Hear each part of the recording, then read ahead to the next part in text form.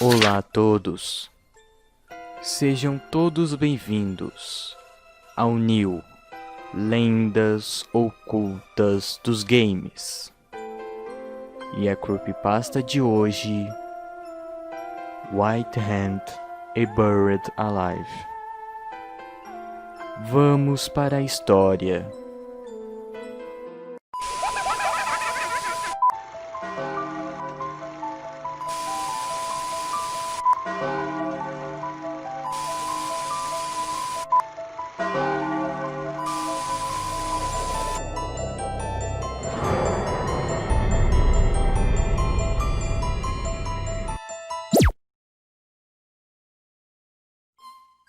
Sem enrodilhar, hoje eu vou apresentar aqui duas supostas entidades que foram deletadas nos jogos clássicos de Pokémon Red, Blue e Green para Game Boy Color.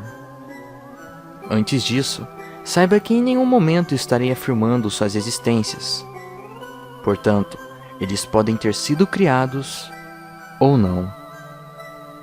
Eu vou apenas estar apontando alguns fatos e citações dos mesmos. Iremos dar início falando sobre a primeira entidade chamada de White Hand, conhecido por muitos como Mão Branca. É supostamente um Pokémon deletado dos jogos, roteirizado para aparecer como um dos Pokémons do personagem Buried Alive, que esperava você no último andar da Torre Pokémon de Lavender Town.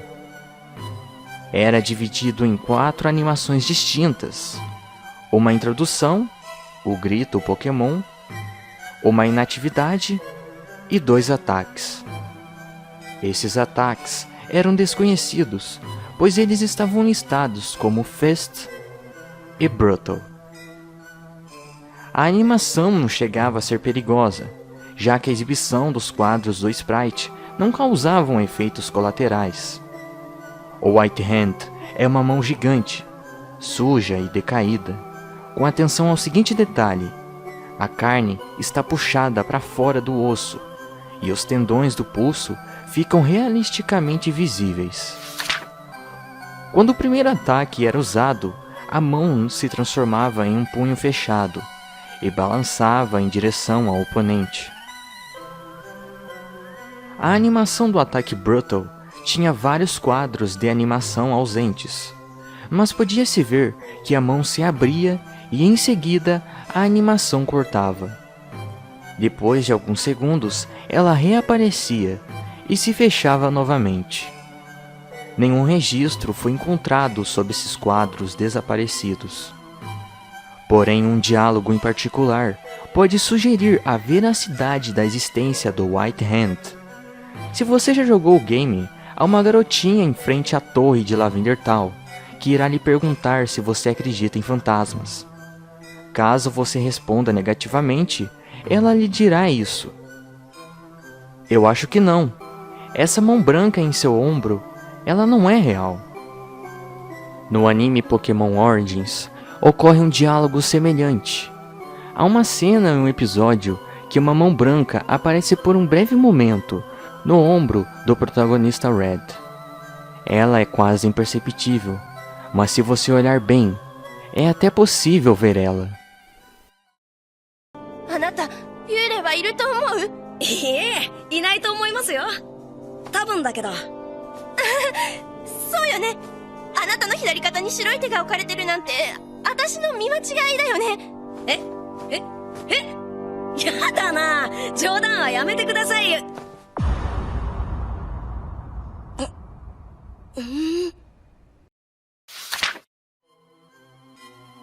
Agora, a segunda entidade que já falei anteriormente é o próprio Buried Alive.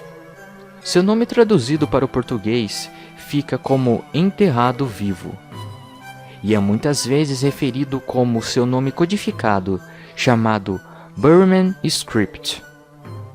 Ele era para ser enfrentado na história final da Torre Pokémon, até que foi substituído pelo fantasma Marowak, como nós conhecemos. De acordo com os scripts que lhes são atribuídas, o Buried Alive supostamente era para ser o chefe final da torre. Assim que você chegava ao andar mais alto, aconteceria o seguinte diálogo: Você está aqui. Eu estou preso. E estou sozinho, tão solitário. Você não quer se juntar a mim?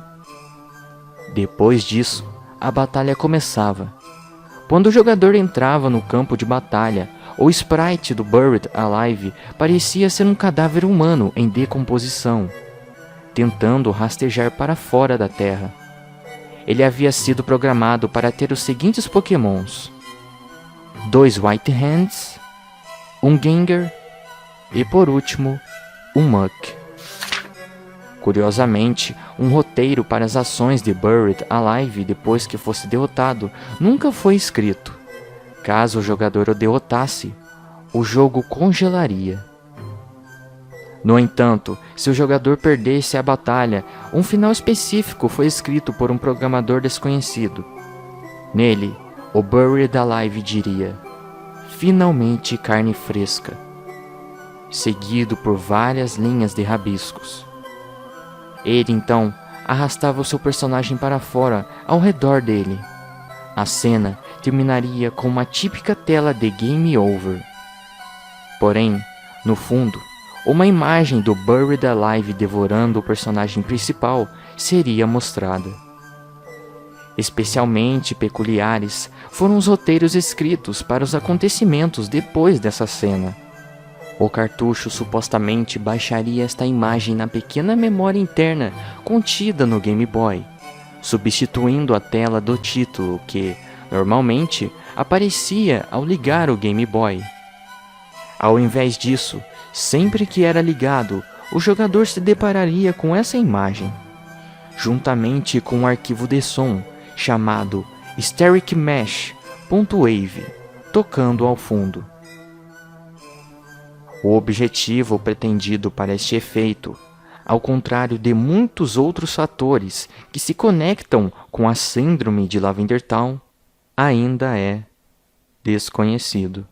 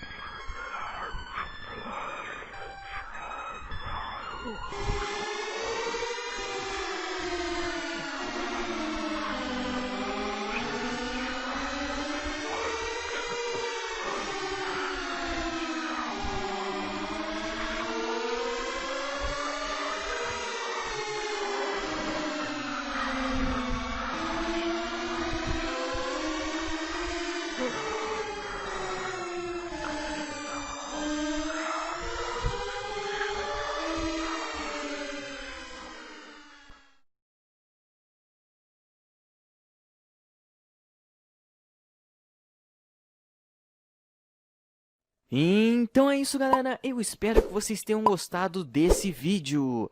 Quer sugerir uma creepypasta para a série? Então deixe nos comentários. Assistam os vídeos anteriores da série New Lendas Ocultas dos Games. Deixe seu gostei e compartilhe esse vídeo para os seus amigos. Inscreva-se para receber todos os vídeos do canal. Eu fico por aqui e aguardo você no próximo vídeo.